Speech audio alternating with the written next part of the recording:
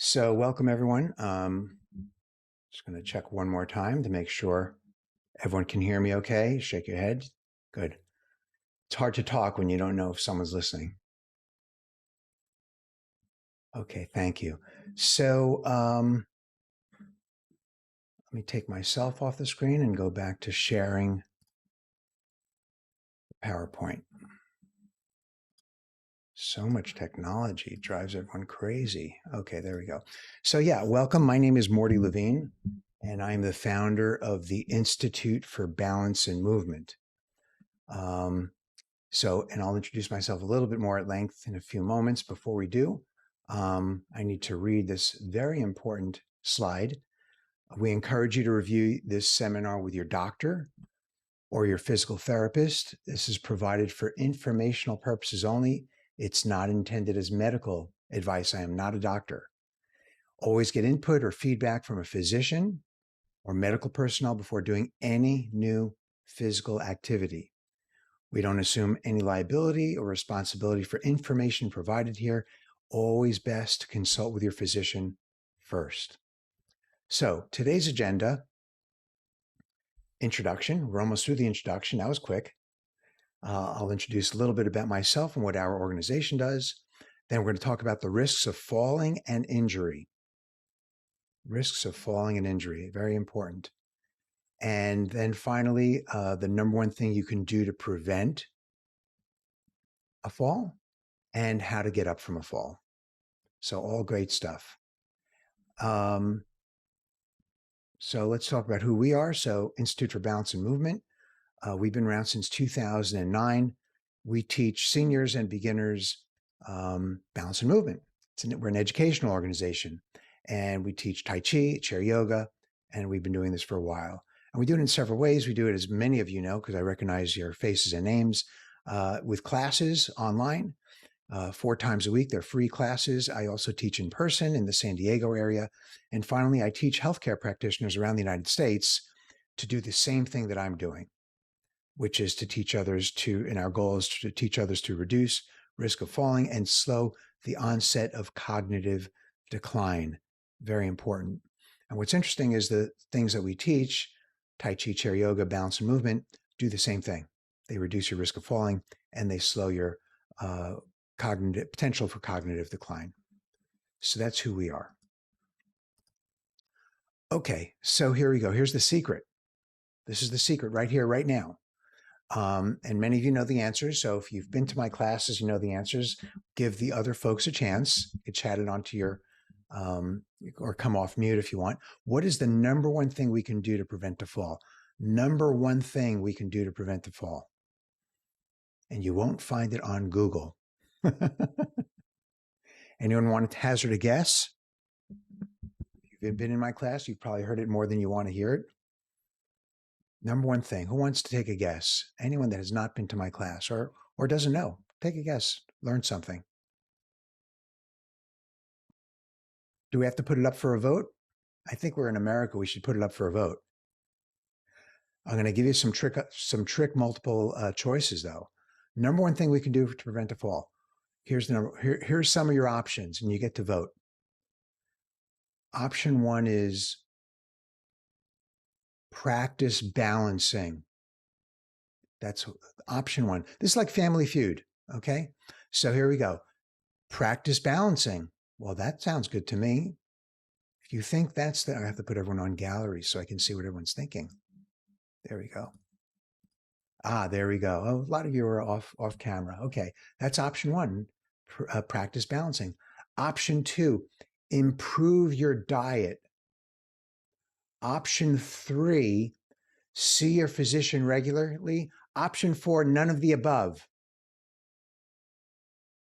Making you think harder than you want to at this hour. Danita. Danita's got the right answer. Okay, we're going to have to talk to my accountant, send Danita a check for $10,000 for getting the right answer. Well done. Okay, so here's the deal. The number one thing you can do to prevent falling is paying attention.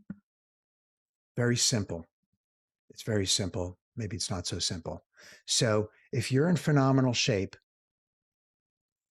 and you're walking around with your head in your iPhone, or you're doing something like getting in and out of a car and you're moving too quickly and you're busy thinking about what you're going to do later today, or in and out of the shower and you're not paying attention, keywords, then your likelihood of falling goes way, way, way up. And if you're in horrific shape and you haven't done a thing, you have done no exercising, horrible diet, you have all kinds of ailments, but you are paying attention, then you are very, very unlikely to fall. So paying attention is the number one thing you can do to reduce the risk of falling. So when we teach our classes, we practice paying attention to what we're doing, how to be in the present moment, how to observe different transitions in all the physical exercises we do. And we do that while we do slow, effective, gentle exercises that strengthen, retrain our body so we can reduce our risk of falling, reduce the onset of cognitive decline. Now, no one is perfect. Some people were not always in the present moment. We know that. And we're not always prepared mentally or physically, and sometimes we will fall. There are many stories. So falling does happen, of course, even in the best of all cases. There are many stories of people who have fallen and have laid in place on the floor for days. And then some of them, of course, succumb and they pass away, or they're there for hours. They can't get up. So we want to avoid that.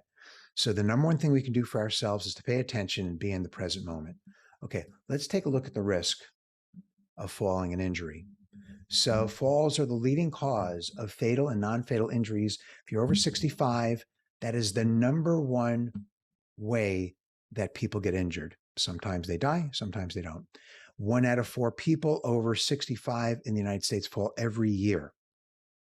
Every year, 1 out of 4. That's not lifetime. That's every year, 1 out of 4. And then 1 out of 5 people that fall get a serious injury. 95% of hip fractures in the elderly are caused by falling. In 2020, over 36,000 people over 65 died. And I underlined from preventable falls. Interestingly enough, in 2018, it was 32,000. So simply over 2 years, it increased by 10%. People that died from falling. And over the past 10 years, the number of older adult falls has increased 59%. So here's the good news. The most important, those statistics are from an organization called the CDC. I don't know if you ever heard of them, but they keep track of all those statistics. So here's the most important statistic of the day is they say, and I agree, at least on this point, these falls are preventable. These falls are preventable. And we're going to talk about how to do that. So before we talk about how to get up from a fall, we're going to talk about what you can do to prevent a fall. It's even better, I think. So these are just 2 quick slides from the CDC because they keep track of all this data. There you go at the top there in the top right corner, 1 in 4 older adults report falling. This is from 2018. So if you look right below that, it says more than 32,000, but in 2020 it was 36,000. And then this is interesting. This slide's interesting as well because it's more common in females than males. Of course, when you get in your late 80s, then it's 1 out of 3. It's 34%. And then if you look on our map here, you look in places like California and Texas and Georgia, and there it's 1 out of 3 seniors fall. So you live in those states, high odds. Okay, so what are your risk factors? And I'm going to go through this slide twice, once now and once later on, because it'll be more important to you once you see the demonstration. So what are your risk factors? What makes you more at risk or less at risk for falling? Simple question. Lower body weakness, meaning your legs are just not that strong. Okay, you don't walk, you don't exercise. Vitamin D deficiency. Wow, who would have thought? That was not on my list years ago, but now, of course, I know about it. There's a huge correlation between seniors with low vitamin D having less strength, increasing risk of falls and balance issues. So look at your results of your last blood test or talk to your physician and see if you need to do anything about that.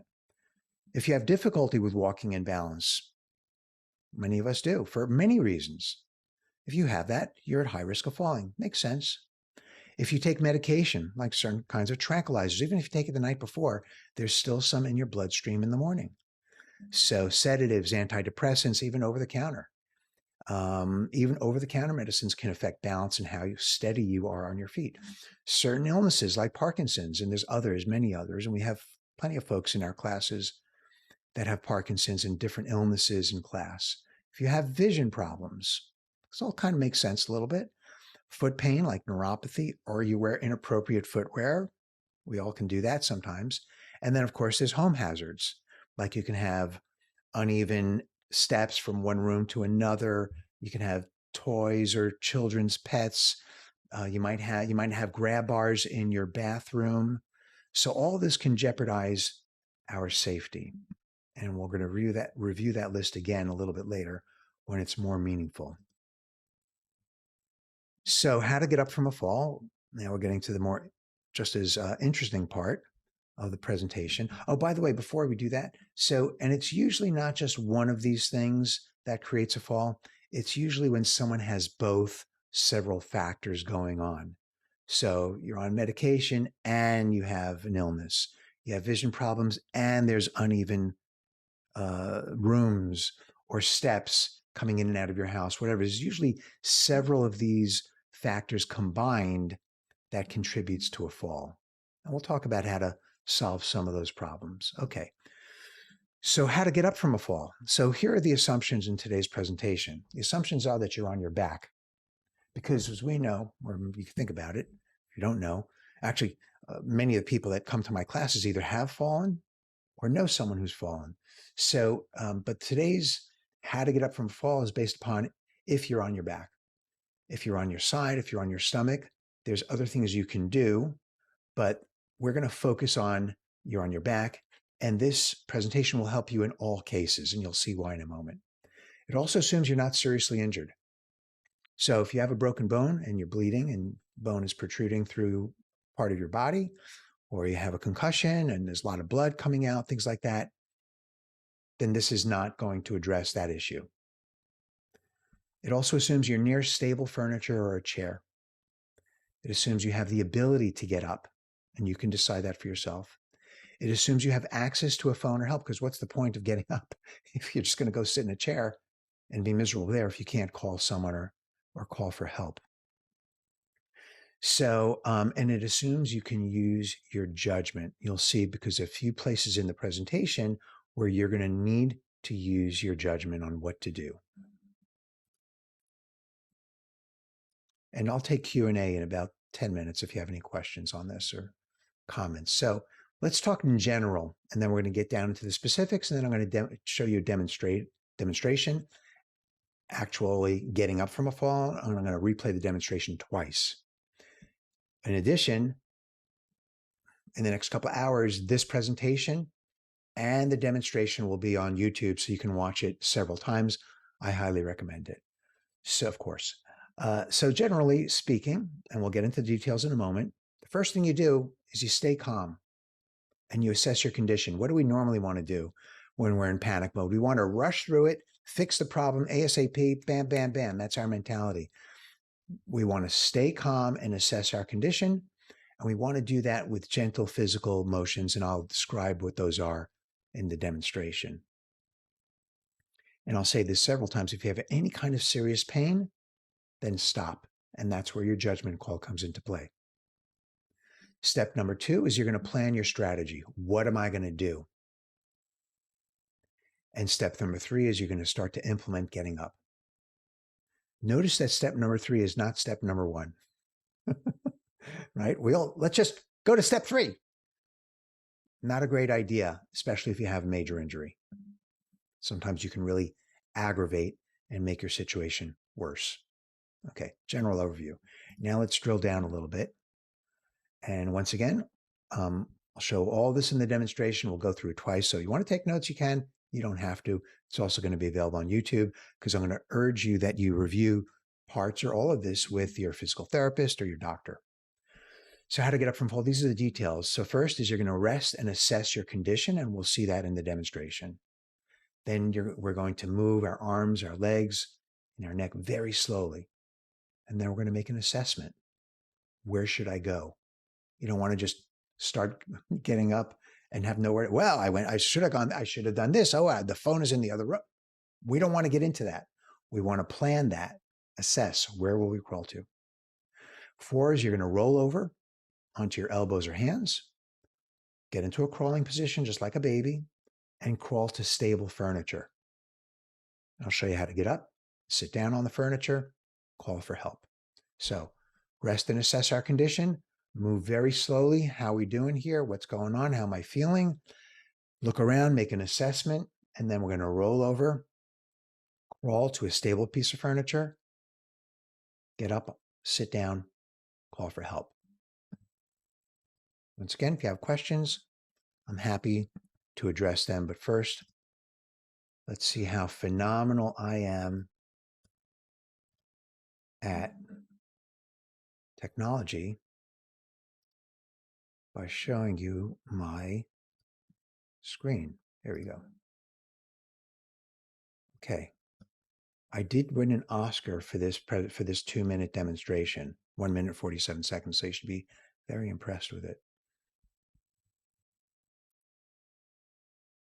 I have fallen and I am on my back. I rest and stay calm. I assess my physical condition slowly by rotating my legs. Before we go on, can you hear the voice or no? You can. Okay, great.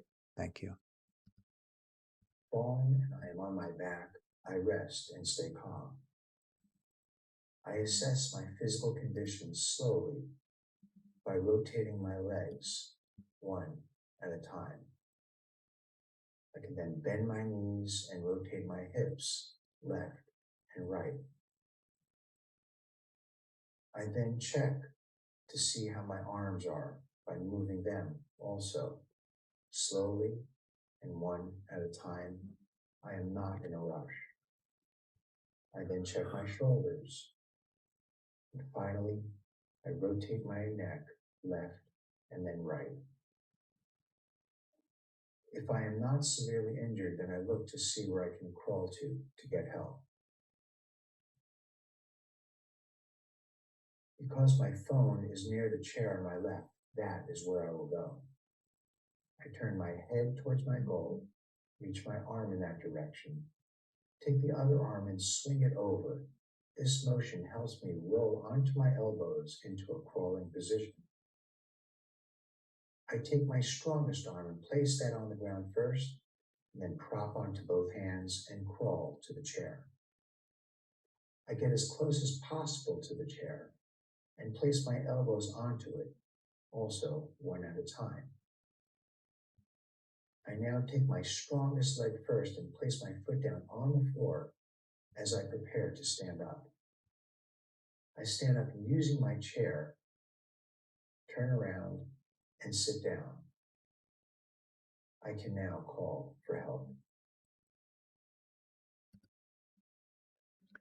Okay, so we're going to watch it again, but I'm hoping that, because you've heard it now 2 or 3 times, that there's definitely a sequence that we want to go through before we get up or try to get up, or even, while we're getting up. And so, yeah, let's watch it one more time. And this time, I'm going to do it a little differently.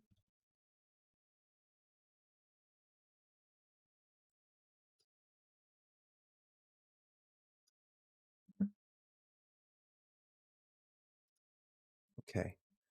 So there, I just fell. I'm on my back. First thing I'm going to do, and you'll notice by the tone of my voice as well, is that I rest. And then very, very slowly, I rest.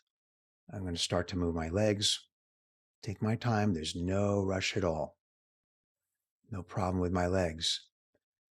And then I'm going to bend my knees, and very slowly, because if there is any serious injury, I'm not going to make it worse by scrambling around.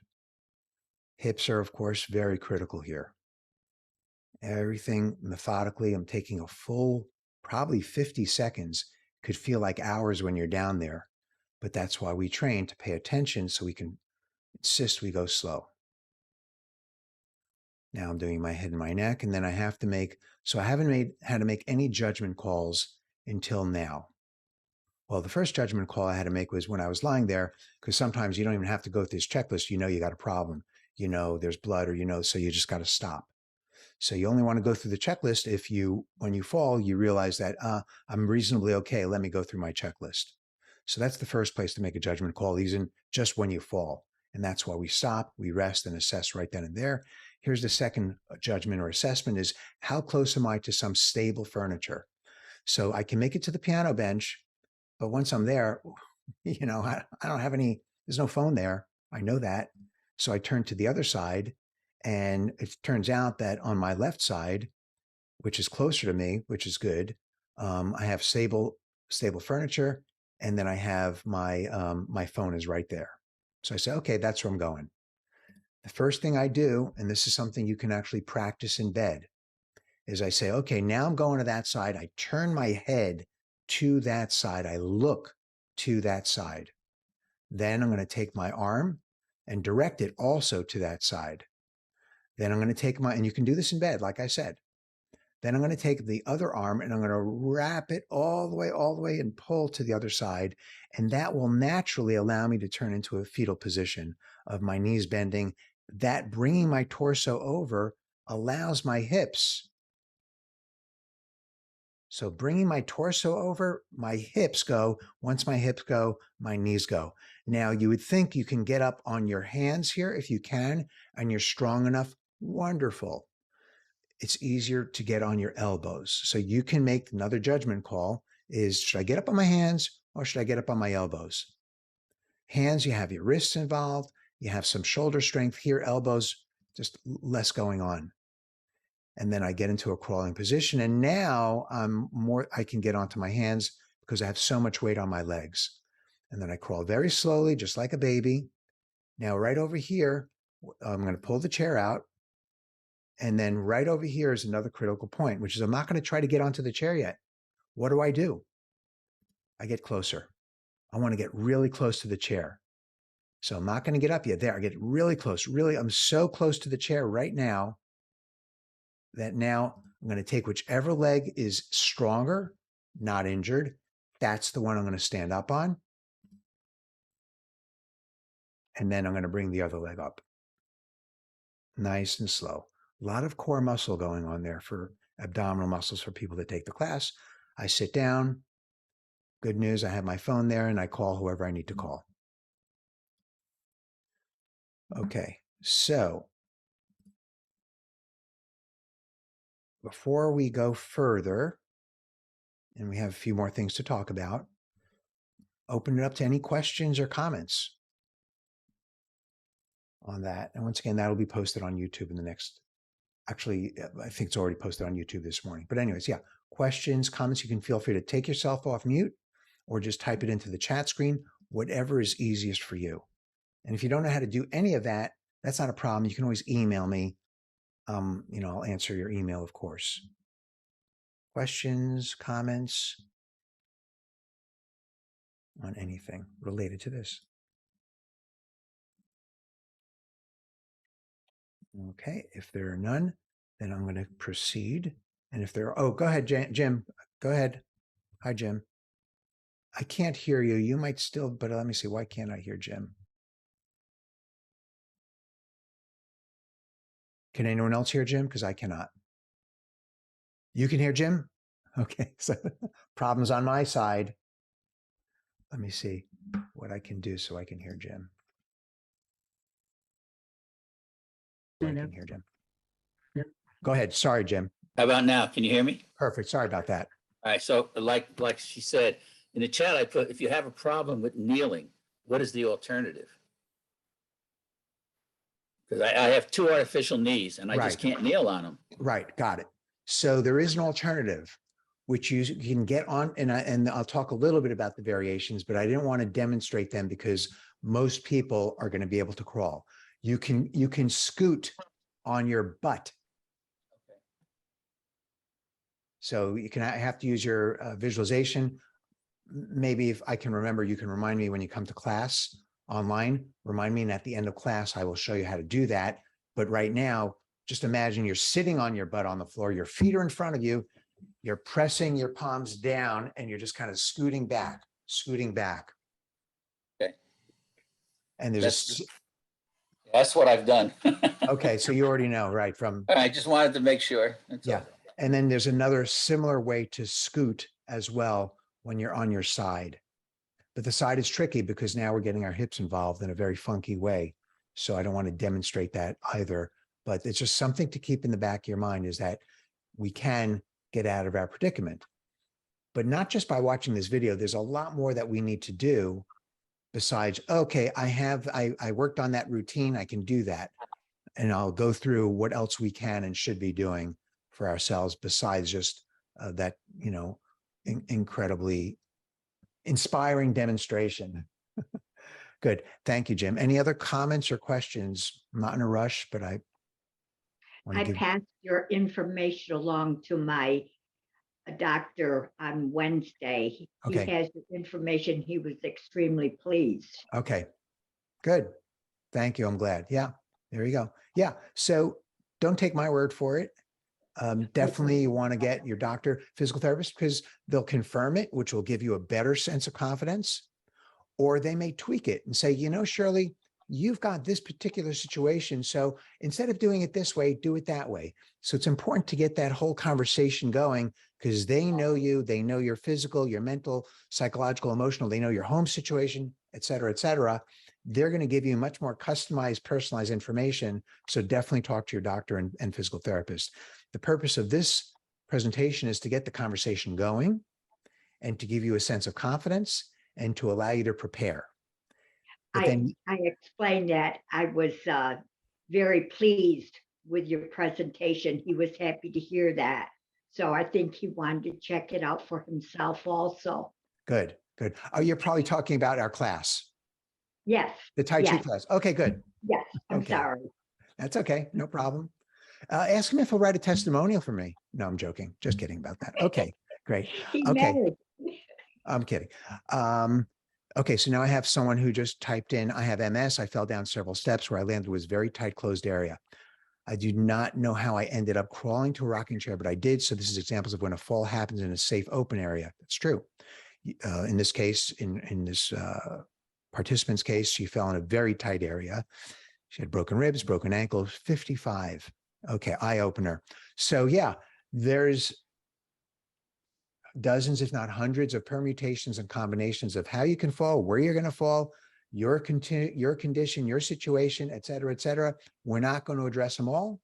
In some ways, we will address them all by saying, let's prepare. So we can all do that. But the actual physical action that you can take, if that happens, hopefully your preparation will help you there as well. So thank you for that comment. Okay, so let's go back to the presentation. I hope. Yes, there we go.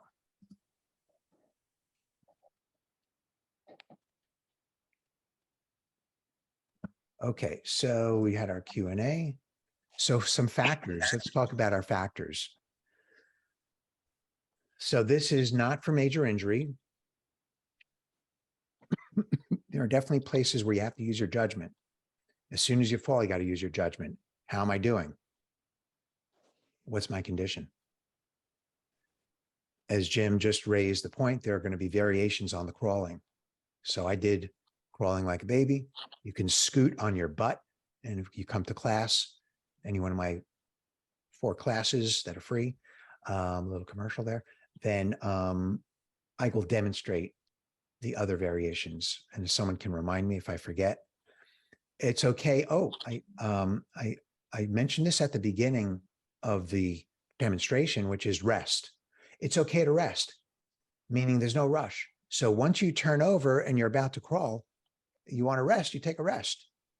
Once you get to the chair and you're really, really close to the chair, you want to rest, you take a rest.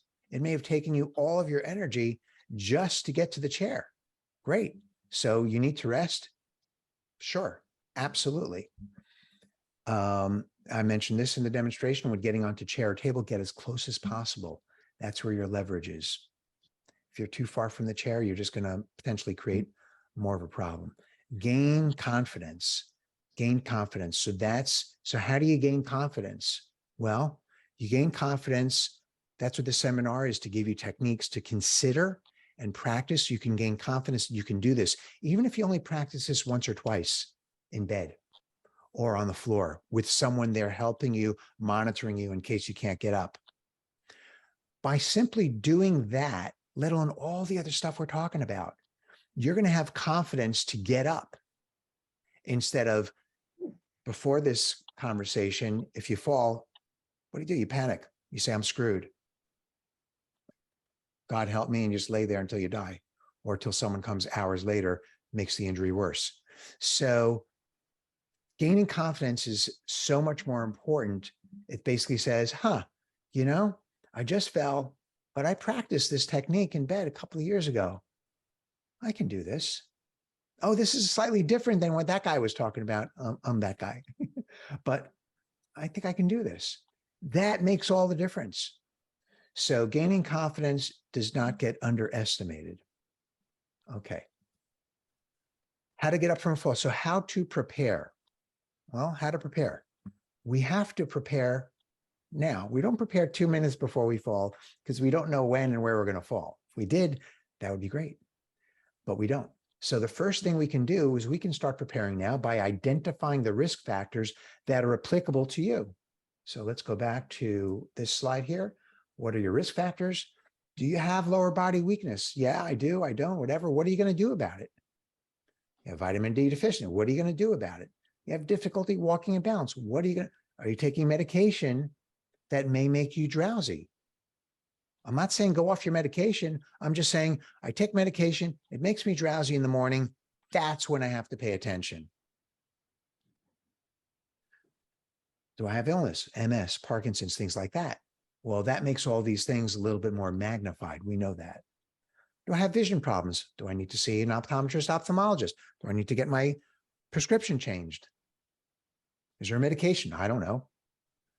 What about my foot pain? What can I do about that? If anything, at least be aware of it.